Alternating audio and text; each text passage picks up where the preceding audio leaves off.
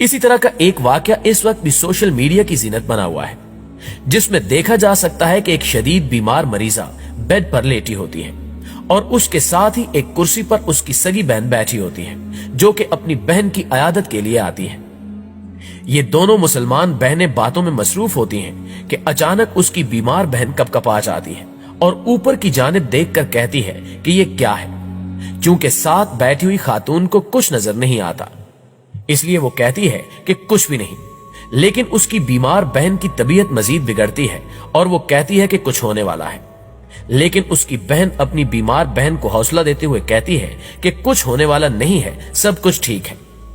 लेकिन वो फिर एक जानिब देख के कहती है कि बहन ये क्या है। अगर हम इस लड़की की वीडियो को गौर से देखें तो हमें महसूस होगा कि जैसे उसे कोई ऐसी मखलूक दिखाई दे रही है जो बाकियों की नजरों से ओझल है, और इसी दौरान उस लड़की की रूह परवाज कर जाती है और उसकी आंखें बिल्कुल खुली रह जाती हैं। नाज़रीन ग्रामी, आप पहले ये वीडियो के मनाजिर देखिए, इसके बाद हम गुफ्तगू का सिलसिला जारी रखते हैं। Merak etme. Bir şey olmuyor aşkım. Merak etme. Ben yanındayım. Tamam, ben yanındayım. Hiçbir şey yok. Ablam? Ne aşkım o? Ne o bebeğim? Ne görüyorsun aşkım? Raziyem. Raziyem. Aşkım. Raziye. Aşkım. जी तो नाजरीन, यकीनन आपको video देखने के बाद हजूर पाक सल्लल्लाहु अलैहि वसल्लम की वही दो अहादीस ज़हन में आई होंगी जिनका जिक्र हमने वीडियो के आगाज में किया था, जिनमें आप सल्लल्लाहु अलैहि वसल्लम ने वाज़े तौर पर बताया था कि मरने वाले की आंखें खुली क्यों रह जाती हैं, और ये भी बताया था कि रूह कब्ज करने के लिए आने वाले फरिश्ते मरने वाले मोमिन से गुफ्तगू भी करते हैं। जब हजरत मोहम्मद सल्लल्लाहु अलैहि वसल्लम से रूह के बारे में दरियाफ्त किया गया तो आप सल्लल्लाहु अलैहि वसल्लम ने फरमाया कि रूह अल्लाह का हुक्म है।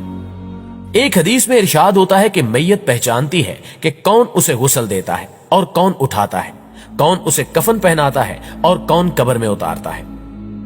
प्यारे दोस्तों, हम अगर आज जदीद साइंस की मदद से यह जानने की कोशिश करें कि मरते वक्त इंसान क्या महसूस करता है, तो साइंस भी आज इस्लाम के उसूलों पर चलती हुई नजर आती है।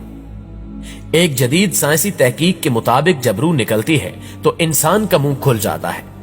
होंठ किसी भी कीमत पर आपस में चिपके हुए नहीं रह सकते। रूह पैरों को खींचती हुई ऊपर की तरफ आती है। जब दिल तक रूह खींच ली जाती है तो इंसान की सांस बाहर की तरफ चलने लगती है। ये वो वक्त होता है जब इंसान शैतान और फरिश्तों को दुनिया में अपने सामने देखता है। एक तरफ शैतान उसके कान के जरिए कुछ मशवरे तजवीज करता है, तो दूसरी तरफ उसकी जुबान उसके अमल के मुताबिक कुछ लफ्ज अदा करना चाहती है। अगर इंसान नेक होता है तो उसका दिमाग उसकी जुबान को कलमा शहादत की हिदायत देता है, और अगर इंसान काफिर, मुशरिक, बद्दीन या दुनिया परस्त होता है तो उसका दिमाग एक अजीब हैबत का शिकार होकर शैतान के मशवरे की ही पैरवी करता है।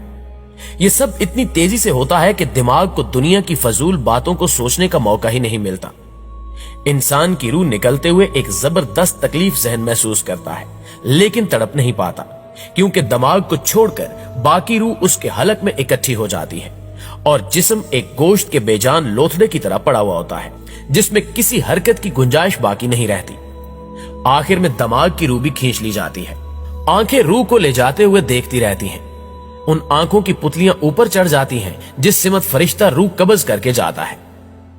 इसके बाद इंसान की जिंदगी का वो सफर शुरू होता है जिसमें रूह तकलीफों के तहखानों से लेकर आराम की आहट महसूस करने लगती है, जैसा कि उससे वादा किया गया है। जो दुनिया से गया वो वापस कभी नहीं लौटा।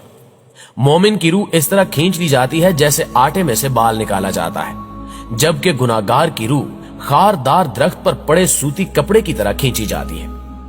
नाज़रीन ग्रामी, यहाँ सवाल ये भी पैदा होता है कि इंसानी जिस्म से रूह किस रफ्तार से कब्ज होती है, या मौत कितनी तेजी के साथ इंसानी जिस्म में सरायत करती है। इस सवाल का जवाब तलाश करने के लिए अमेरिका के माहिरीन ने तहकीक की। तिब्बी माहिरीन और मुहक्किकीन ने मुख्तलिफ तहकीकात करके नताइज अखज करने की कोशिश भी की। इसी तरह अमेरिका के माहिरीन ने एक और मुतालियाती तज्जिया की